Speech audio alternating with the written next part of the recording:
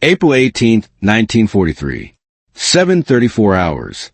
10,000 feet above Bougainville, Solomon Islands. A thin mist clung to the jungle canopy far below, but up here the air was razor clear. So clear that Lieutenant Yasuo Kitamura of the Imperial Japanese Navy could see the glint of sunlight off his wingtip as he rolled his A6M0 into a lazy turn. The morning patrol was supposed to be routine, another sweep over the island's northern coastline. No enemy fighters were expected. No American bombers had been reported, just the distant hum of the Pacific and the soft vibration of the Zero's engine to the flight stick. He tapped the gauge panel with a gloved finger. Fuel steady. Oil pressure smooth. The aircraft responded like an extension of his own body, a living thing of canvas and steel, agile and obedient. The Zero had dominated the early war, and in the ready rooms of Rabaul, pilots like Kitamura had recently laughed at reports of a lopsided twin-engine American fighter appearing over Guadalcanal. Slow, clumsy, a flying barn door, they said. Whatever it was no match for the Zero. Kitamura exhaled calmly, scanning the horizon. Then he saw it. Not one, not two, but four dark shapes, far off to the southeast, gliding fast and low over the water. They were moving in a formation he didn't recognize, tight, predatory, unnervingly disciplined. He squinted, leaning forward, watching sunlight spill off twin booms in a broad central nacelle. Impossible, he thought. Twin engines. Long wings. A shark-shaped nose bristling with guns. The Americans called it the Lockheed P-38 Lightning. Kitamura had never seen one this close. No Japanese pilot had. Not out here, this far from any American base. He felt a prickle on the back of his neck. The Lightnings weren't heading toward the island. They were cutting across open sea, heading northwest. Fast. Too fast. He pushed his throttle slightly forward and banked toward them for a better look. The moment he did, a cold instinct gripped his stomach. The moment the silver-shaped knife passed his canopy, Kitamura felt the old confidence, the swagger of early war Zero dominance, crack like thin glass. No twin-engine aircraft should move like that. No American fighter should appear where Japanese intelligence insisted they could not reach. But reality was twisting right in front of him, sculpted by the roar of Allison engines and the intangible pressure of something far more unsettling. American intent. He rolled hard right, climbing to regain altitude, but the lightning that had overshot him didn't climb to follow. Instead, it pivoted in a high yo-yo, banking wide with steadiness that betrayed immense power reserves. The pilot wasn't chasing him, not yet. He was positioning. Kitamura's throat tightened. This wasn't a dogfight. This was geometry. This was a net being cast. And he was only a thread in the wrong place. Below him, the sea flashed silver-white as sunlight broke across its surface. The other three Lightnings continued their silent sweep toward the transport corridor, each holding to its pre-planned arc. Their flight discipline was unnerving. Perfect spacing. No unnecessary radio chatter.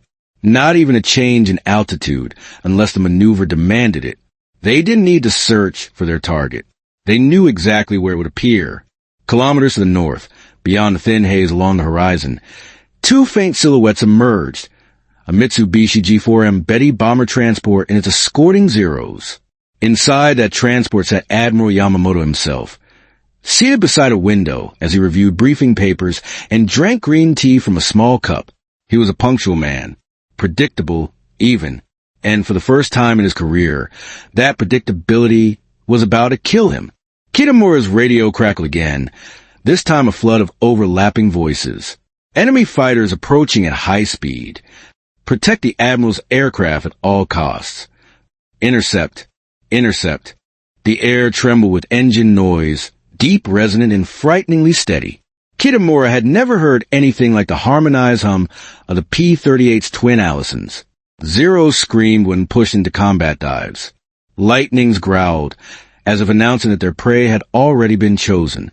Ahead, the green-painted G4M Betty transport glinted in the morning sun, its long fuselage wobbling subtly as the pilots inside caught sight of the approaching Americans. For a heartbeat, the bomber seemed suspended in pale blue emptiness, its defensive gunner still swiveling into position. But the Lightnings were faster. Captain Thomas Lanford came in first, diving at a sharp angle that would have torn the wings off a lesser aircraft. The P-38's nose held steady, its 50 caliber guns and 20 millimeters cannon, aligned like a single, unwavering spear. At 300 yards, he opened fire. White flashes erupted from the Lightning's nose, each burst punching a path across the sky. Tracers stitched along the Betty's fuselage, sparks flickering across the aluminum skin. A moment later, the transport shuddered violently, smoke blooming from its right engine. Inside, Admiral Isoroku Yamamoto felt the aircraft lurch. His teacup rattled, sliding across the small fold-out table. He looked up, startled, then calm, placing the cup aside as trained habit met reality. He opened the window shutter. He saw the flashes. He saw the silver shape with twin booms. And he understood. Lanford pulled up sharply, smoke streaming behind the Betty as flames flickered along the wing. Behind him, Barber swept in for the killing pass, silent and focused. His Lightning glided down with surgical precision, the morning sun outlining every rivet on the aircraft's nose. Kitamura screamed into his mask. Sweep away. Defend the Admiral. His Zero Dove, engine rattling under redline stress.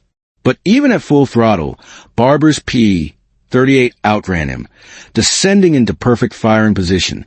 The sunlight fractured across the canopy as the jungle fire spread, black smoke rising like a signal flare announcing catastrophe.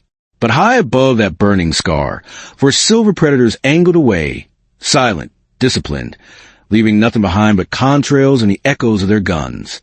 Kitamura refused to let them vanish.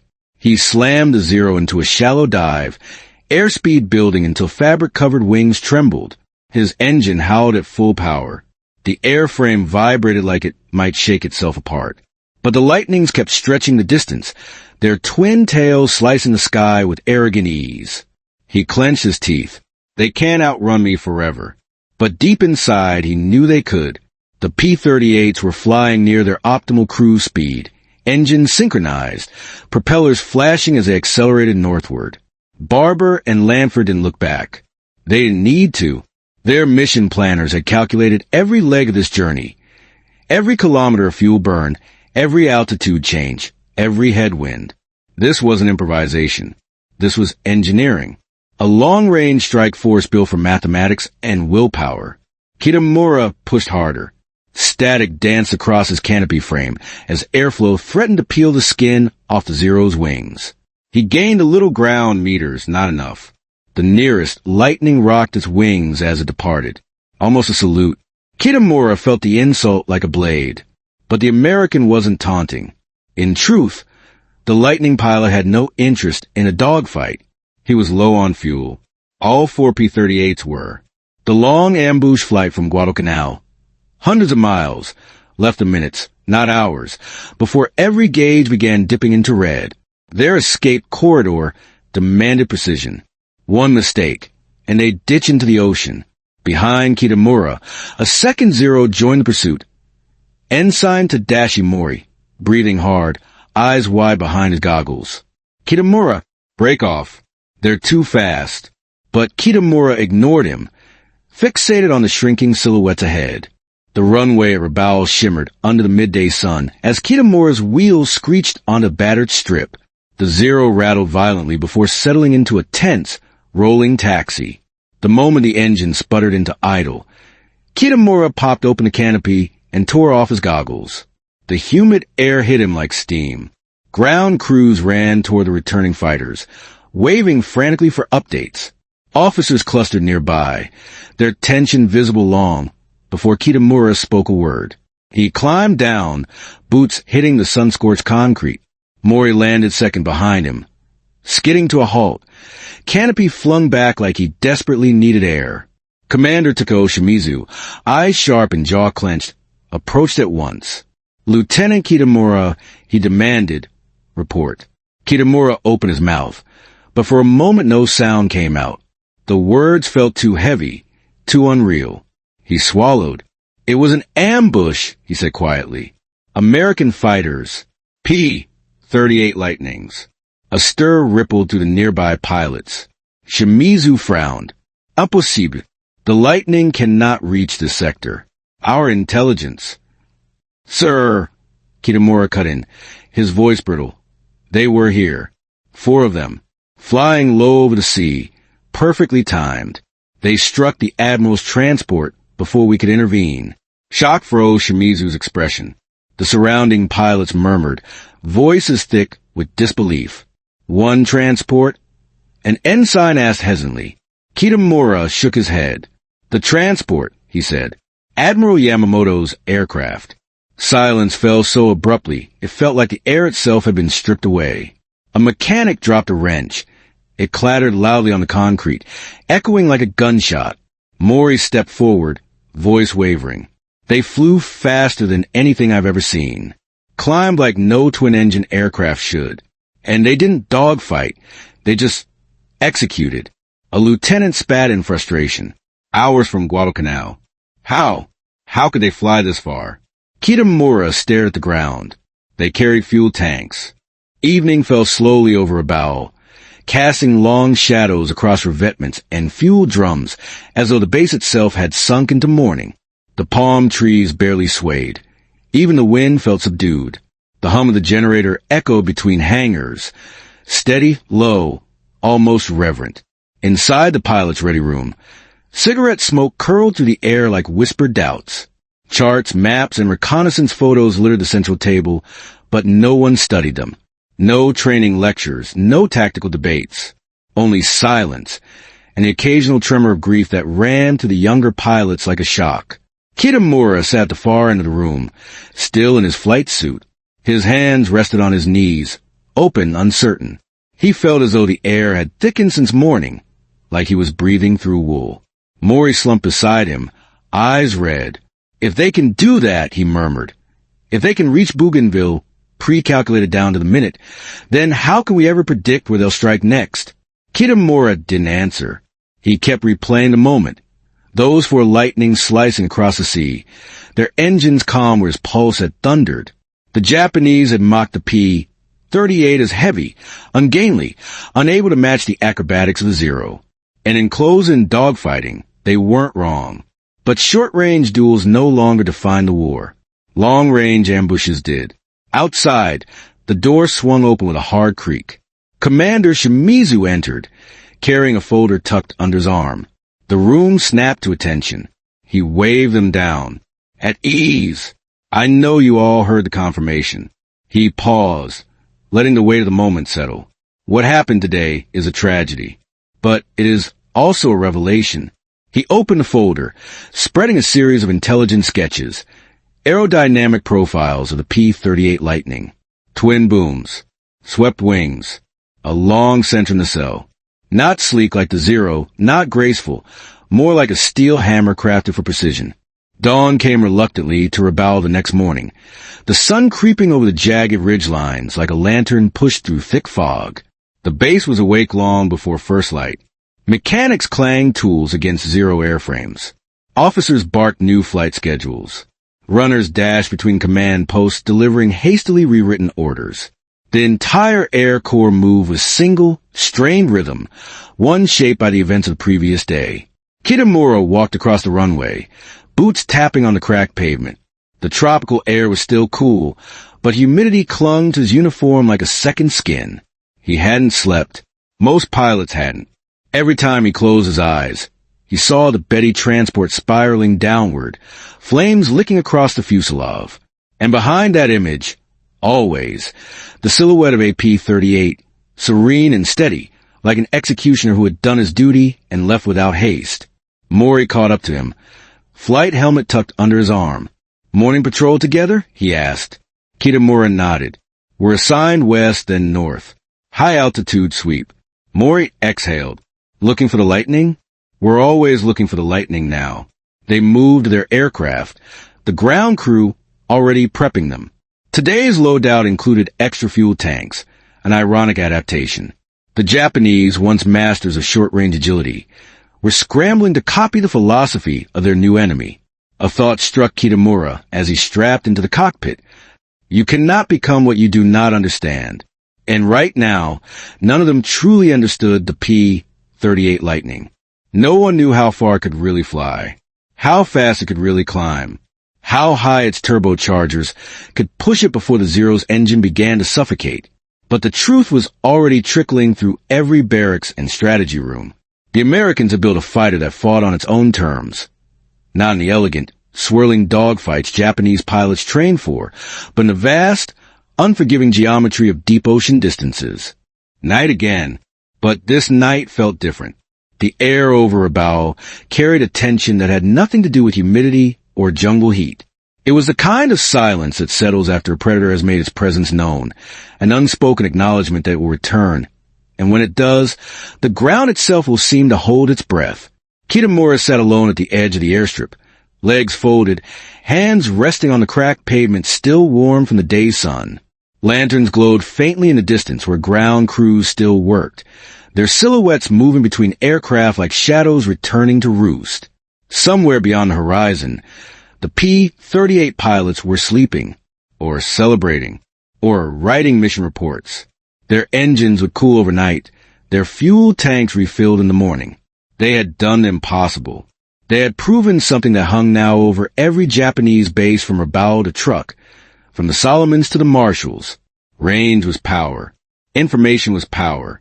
And the Lightning wielded both. Mori approached quietly, sitting beside Kitamura. "You didn't stay for the briefing," he said. Kitamura nodded. "I already know what they'll say." Mori gave a humorless chuckle.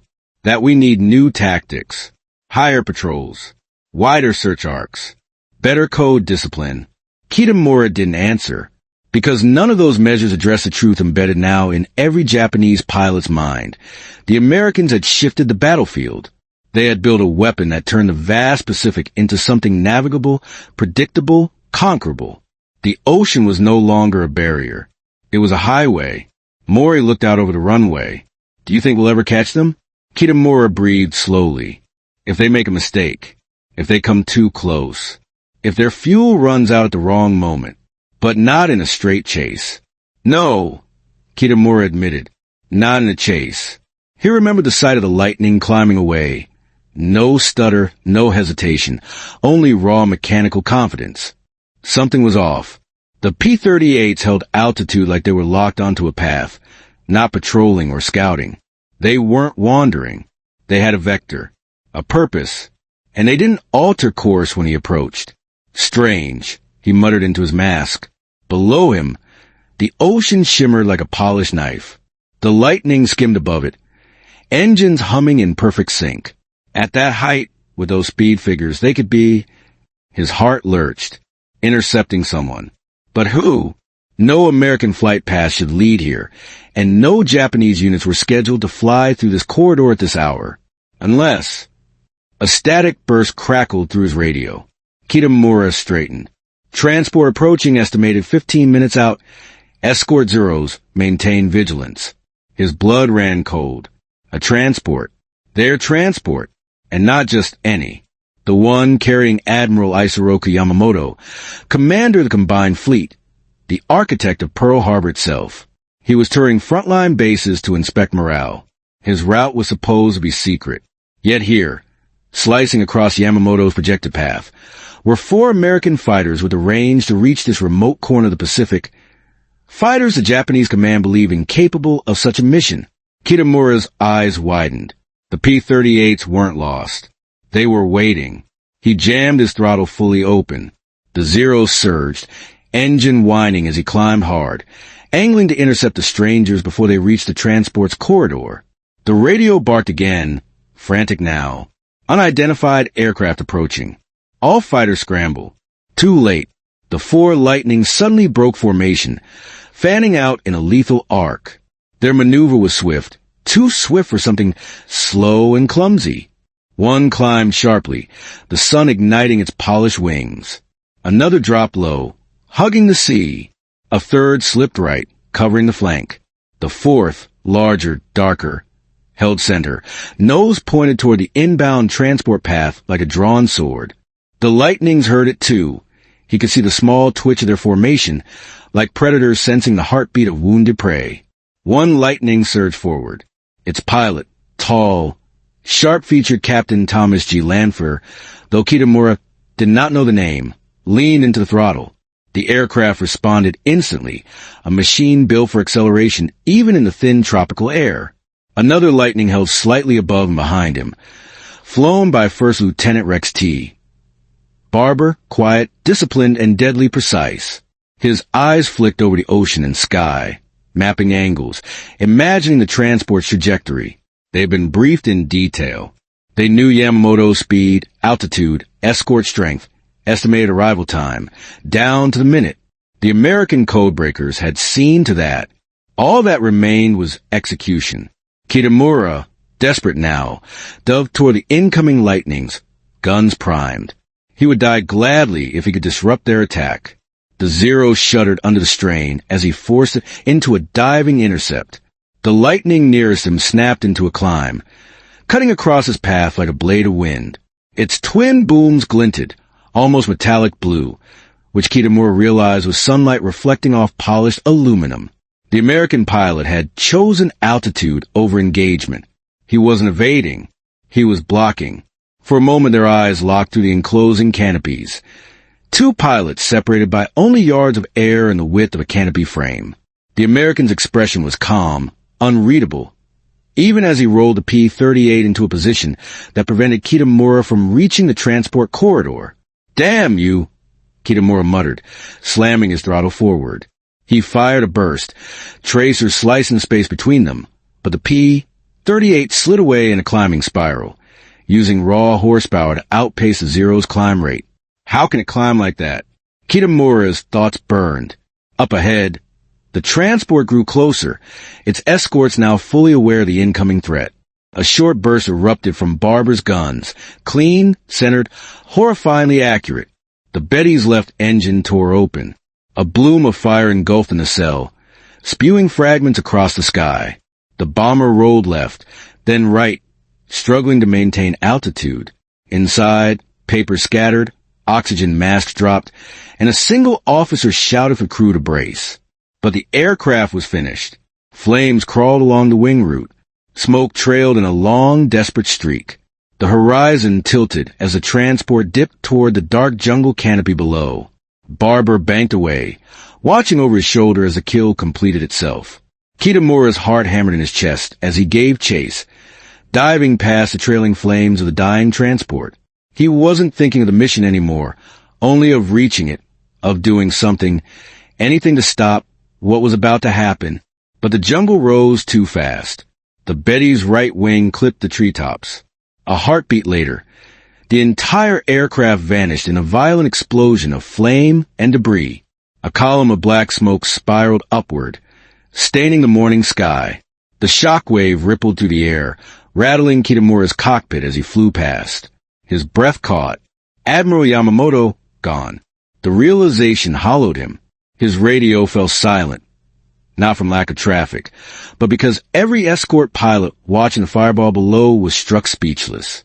The pride of the Imperial Japanese Navy had been hunted, intercepted, and destroyed deep inside territory believed safe.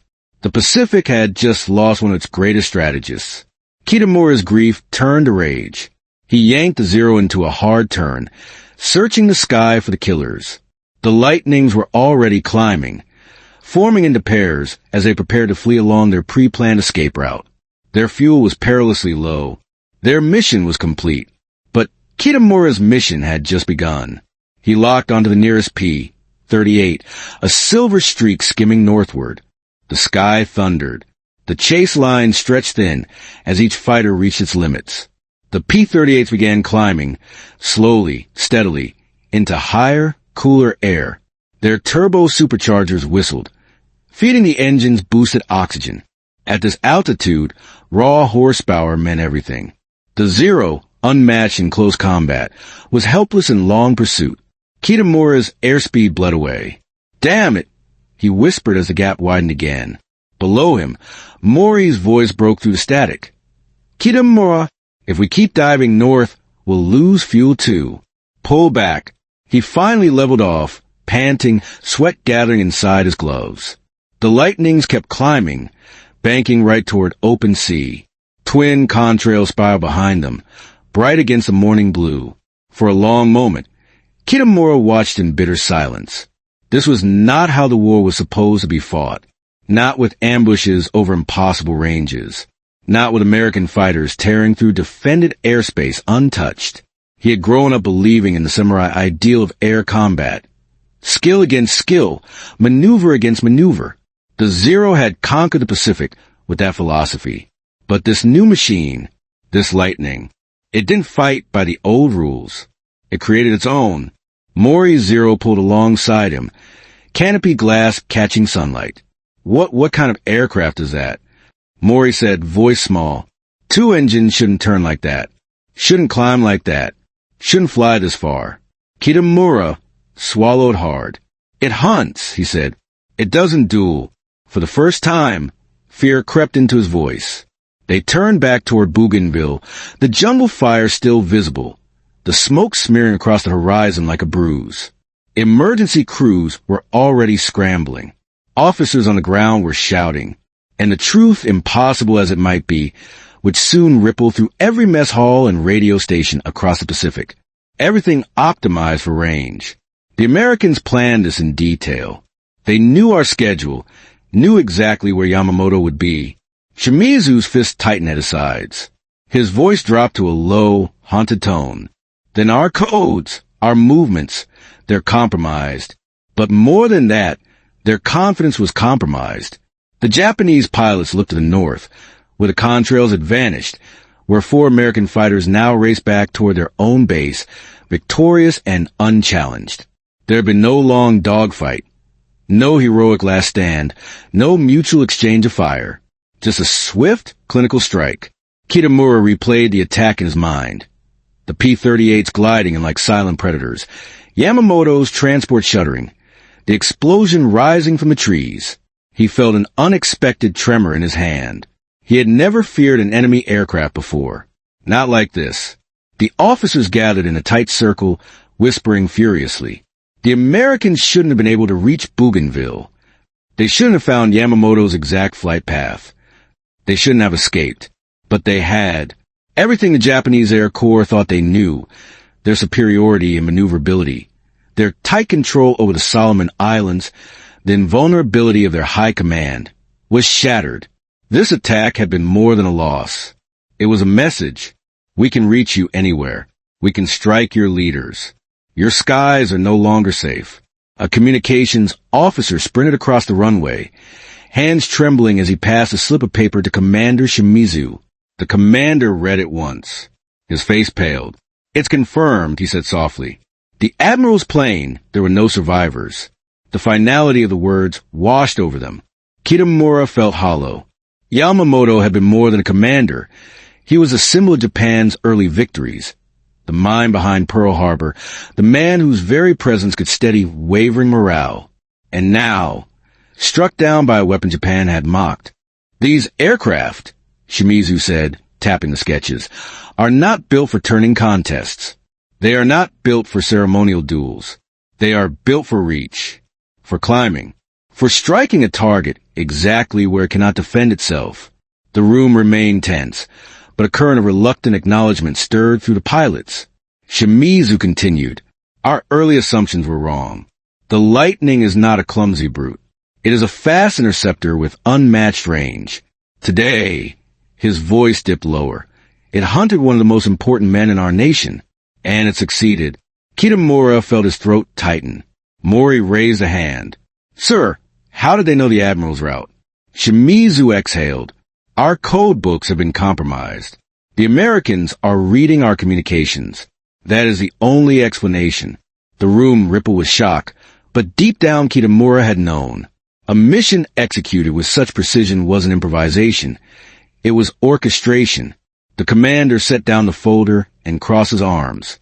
From now on, whenever you take flight, assume the Americans know your schedule.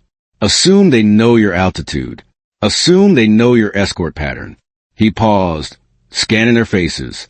And understand that somewhere at the edge of your fuel range, a lightning may be waiting. A shiver crept across the room. Outside, the sun finally dipped below the horizon. The base lights flickered on, dim, sallow, casting pale circles across the tarmac. Mechanics moved slowly between parked Zeros, their motion sluggish, as though the weight of the day strained every limb.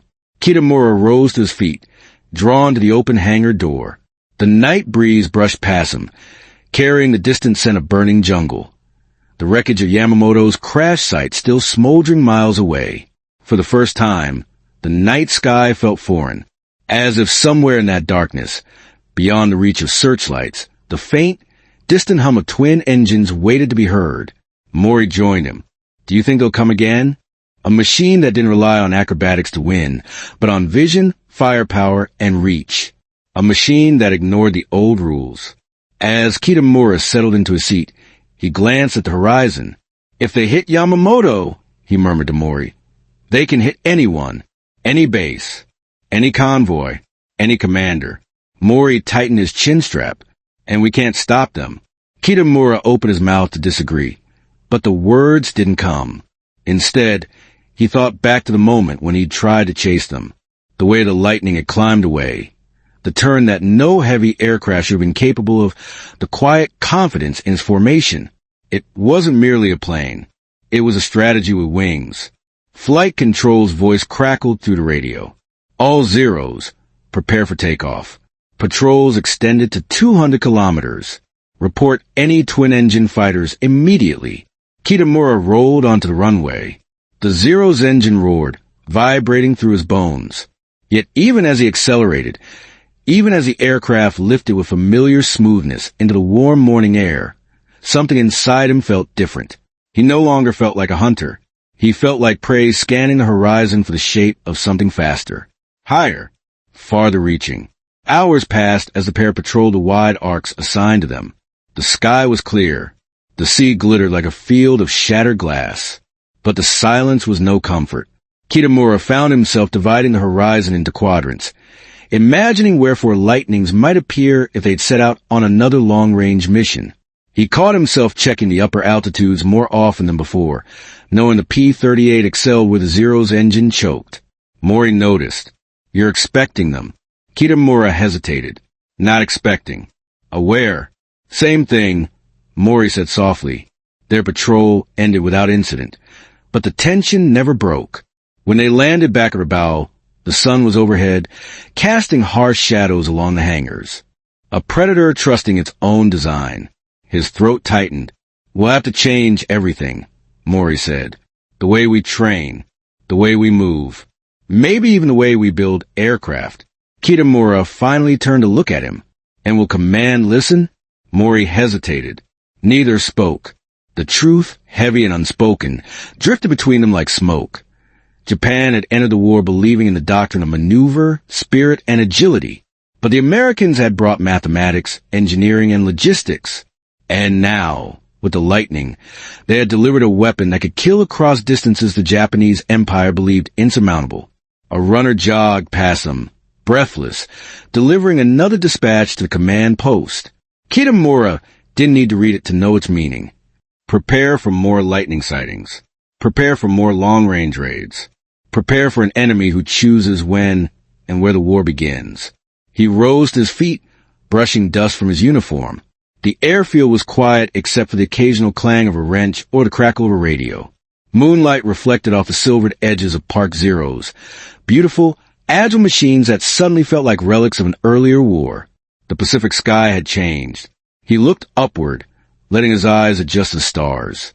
In the quiet, he imagined distant contrails, thin scars written across the morning heavens by aircraft with the endurance to cross oceans. Aircraft like the P-38 Lightning. And he understood something he would never admit aloud. The Americans would win the war, not because they flew better, but because they flew farther. The ambush that killed Admiral Yamamoto was not merely a strike on a single life. It was the birth of a new kind of warfare, a message carried by twin engines and long wings across the Pacific expanse, a message the Japanese pilots could no longer ignore. Your skies are ours to reach. Mori stood beside him, following his gaze. Do you think they're out there tonight? He whispered. Kitamura felt his breathing tighten. This was an ambush. The Americans had come farther than anyone believed possible. Their fuel tanks must have been stripped, optimized, their trajectory planned with mathematical precision. And these weren't rookies. They flew as if they practiced this approach a dozen times. He tightened his harness, rolled to zero, and dove straight at them. His engine roared. G-forces pulled at his vision. The lightnings grew larger in his sight, sleek, cold, and predatory. Their twin engines carved symmetrical streams through the morning air. He could almost see the helmets in their cockpits. He lined up the lead lightning in his gun sight.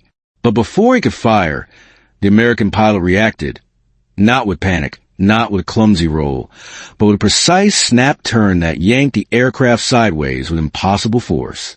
The lightning's nose dipped, then rose, and within seconds he was behind Kitamura's diving path. How? Kitamura's mind reeled. A twin-engine fighter shouldn't be capable of that. Another P-38 streaked past his left wingtip, the engine house shaking his ribs. Its silver body blurred.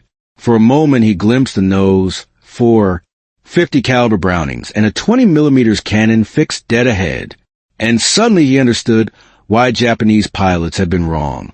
Terribly, fatally wrong. The escorting Zeros dove toward the lightnings, engines howling, contrails twisting behind them.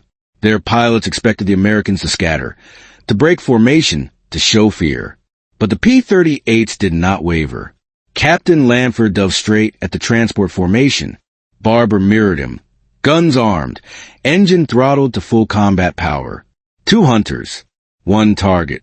The Japanese escorts opened fire, streaks of orange tracers arcing across the sky.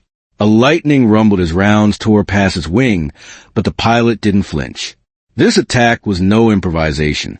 It was a culmination of hours of planning, of a mission farther and more dangerous than any fighter sortie use had ever attempted. Fuel was tight. There was no time for hesitation. Kitamura felt a growing helplessness as he watched it unfold. The Americans had come not to challenge Japan's air superiority. They had come to decapitate it.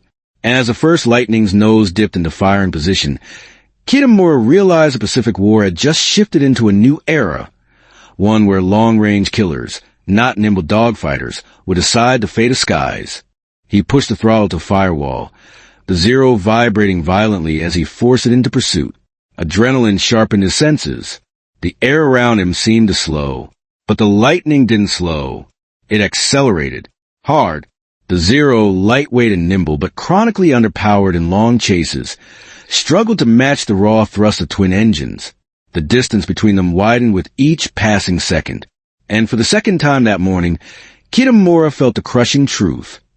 Whatever the Japanese pilots had believed, whatever they'd mocked, the P-38 Lightning was not a clumsy twin-engine brute. It was a long-range predator, and it had just proven it could strike anywhere, even where Japan felt untouchable. A single squadron of American fighters had slipped past every patrol, struck a high-value target hundreds of miles from their base, and escaped before the Japanese could bring their full strength to bear. The implications were devastating. It meant the Americans could hit anywhere. It meant Japanese commanders were no longer safe, even deep behind their own lines. It meant no one, not even the architect of the Pearl Harbor attack himself, was untouchable. Kitamura guided a Zero back toward base, heart still hammering. Below him, the jungle burned like a crimson scar. Above him, the contrails of the lightnings faded into the endless blue. And for the first time since the war began, Japanese pilots looked upward not with confidence, but with unease. Because somewhere out there, invisible beyond the horizon, were long-range hunters who had rewritten the balance of the sky. And they would return. The P-38 Lightning, fast, far-reaching, unrelenting. Shimizu finally looked up at his men. "This changes everything," he said. His tone was heavy, stripped of the bravado that once filled the ready rooms. And Kitamura knew he was right. From this day forward, every pilot would scan the horizon with a sliver of doubt. Every commander would question the security of their movements. Every Zero that took flight would do so with a memory of silver contrails and twin-engine predators whispering behind them. The Pacific sky had shifted, and hunters now flew farther than anyone imagined. He asked quietly. Kitamura stared upward, imagining contrails forming against the stars. Yes, he said. And next time, it won't be just 4. Mori swallowed. What do? We adapt, Kitamura murmured. Or we fall. Behind them, Shimizu spoke again, his voice carrying across the ready room. Prepare your aircraft. Effective immediately, new patrol ranges and altitudes will be assigned. We must learn to counter these long-range predators. The era of short-range superiority is over. Kitamura turned from the night sky, looking one last time in the direction where the lightnings had disappeared hours earlier. Somewhere out there, Barber and Lanfear were landing at Guadalcanal. Engines coughing, fuel nearly gone but victorious. Their mission would become legend in the United States. And here in Rabaul it became something else. The first breath of fear. The moment the Pacific sky changed forever. Crewmen rushed to refuel the aircraft, but the atmosphere around the base felt subdued again, as if everyone was bracing for an enemy they couldn't see. In the intelligence hut, a new map had been pinned to the wall. Red circles marked the assumed range of American bases. Another circle was drawn, larger, bolder, representing the theoretical maximum reach of a P-38 with drop tanks and favorable winds. It extended farther than anyone was comfortable with, and beyond that line was Bougainville, Admiral Yamamoto's final flight path. Kitamura stared at the red arcs. They told a story more frightening than any dogfight. The Americans no longer needed to defeat Japan head-on. They only needed to reach. And they needed aircraft like the Lightning, aircraft the Japanese had dismissed until it killed their most revered leader. Mori stood beside him. So this is the new Pacific War, he whispered. Kitamura nodded slowly. No longer battle for islands, he said, but battles for airspace, for distance, for time. The tragedy of Yamamoto's death would echo across newspapers and radio stations. But in the hearts of Japanese pilots, a deeper understanding was settling, an awareness that their greatest advantage had been eclipsed by something unexpected. A fighter built not for the skies over Japan, but for the endless ocean beneath it. The P-38 Lightning was no longer mocked. It was feared. Kitamura nodded slowly, solemnly. Yes, he said, somewhere, planning the next horizon. And with that, the two pilots walked back toward the ready room. Silhouettes fading into the dim lantern glow, small figures in a war that had grown far larger than either of them, stretching beyond the limits of their aircraft, their training, even their beliefs. Behind them, the night sky remained vast and silent, but in their minds, it thrummed with the distant echo of twin engines,